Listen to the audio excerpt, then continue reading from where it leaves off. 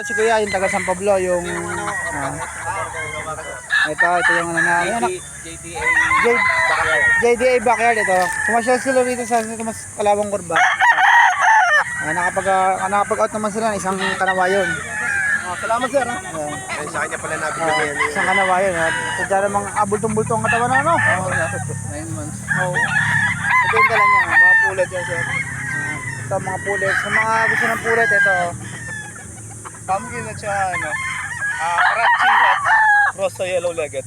Karachi Hatch, cross sa yellow leg at saka pumpkin. Pumpkin. Ang kanyang mga pulet. Sweater. Dito boss, Sweater yan sir. Cross sa golden boy. sweater sa Golden Boy. Ayan. So nag-try si Sir, ano naman siya, nakapag-out naman siya ng isang kanawayo. Umaga pa naman, baka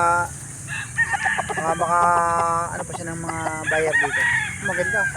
Yellow legged Dutch yan sir. Ganda nito. Cross sa Pasawa ako, pasuyo ako.